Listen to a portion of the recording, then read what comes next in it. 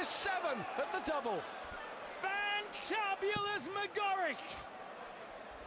What a match of darts off his sick bed. 54. Been taking belly powders and having his mum massage him, cooling him down with cold towels, and he's hitting that power with a lot. Well, 60. Lewis has only ever beaten Taylor once in competition. What a time it would be to make that number 2. Lovely cover shot on the treble 19, and he's angry. Angry that the first one isn't there. Taylor starts lying 3rd in the league with 11. To Barney top and Wade on 12. Through the middle. 140. Just snatching that first dart slightly. Hasn't got the way to the first dart, but he's looking very good downstairs, Adrian. Could be the difference. On the banks of the River Don in Bonnie, Scotland. Not a couple of miles from the Bruins Button Bin. And have we got Geely on the piece. Unlucky. He's left a bogey again. That just still coming to terms with that last leg when he hit 6 perfect darts and lost it. Very unlike Phil Taylor to have hangover, to have think about the last leg. Adrian will never have a better chance of bobbing him. When they met in Plymouth, Taylor won 8-4 in week 2. Brilliant last dart. Well, Lewis to hold his throw. Chance still with a treble 19.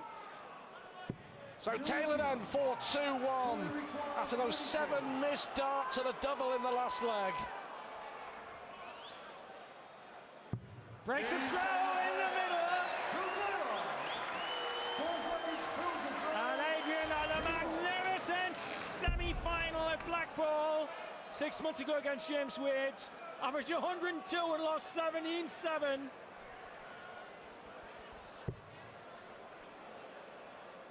We talked about the mood that Taylor was in, and you mentioned those 5 legs where he averaged over 120 against Barneveld. 3 180s, 2 174s, a 177, a 10-darter, and 2 11-darters in that. And this is it from Lewis. Well, I said the one thing he might not be lacking, which Mardle's got at the moment. Mardle on 3 straight wins. I thought Adrian might lack momentum, but he hasn't. He's come off his sick bed, flying like a lindy. Oh, the perfect dart. The only bit of the armoury that might be weak is that double either side of the board. 16s and 6. Well, only got out of his sick bed a couple of days ago, Adrian Lewis, to start throwing some practice darts in readiness for his doubleheader tonight against Taylor and Wade later on. He's been having every form of treatment. Oatcake poultices, the lot. Still room underneath the first marker. Unlucky.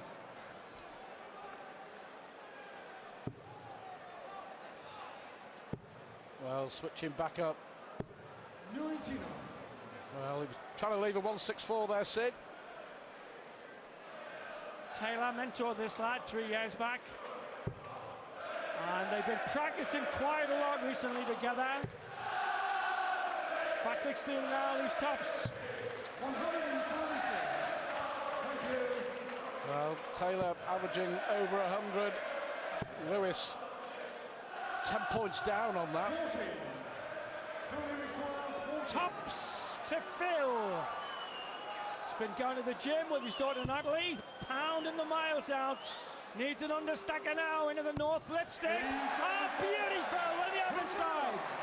The power, putting salt on the heels of his protege. Well, it's great to watch, isn't it? 58. Re-emergence, quite simply, of the greatest player ever. And, you know, we looked at his struggles and his trials and tribulations at the World Championship. He was an accident waiting to happen. He was taken out by Mardle for the first 3 weeks of this Premier League. He really looked as if the end was nigh. Now look at him. Well, I think he's better than he ever was, because he can understack now. These new darts mean that he can tipple the third dart under the marker. The question is of how high. He now can actually go under that one. The understack is still on. It's like coming in by numbers. Amazing! Third 180. The problem was, until the Grand Slam in Wolverhampton, he was losing the weight of the dart. Then remember in the final there, he ran 9 legs on Hamilton. Lost it in the World Championship. Lost it. Lost 3 out of the first 4 since we started in Glasgow 2 months ago. But it's gone ballistic in the month of March. Well, another possible 11 darter here for Phil Taylor. 60. For 3 consecutive legs. And to break the Lewis throw again. Options here. 2 14s for an 11 darter and an average of 102 if this goes in. 3-2 it is, 3 consecutive legs.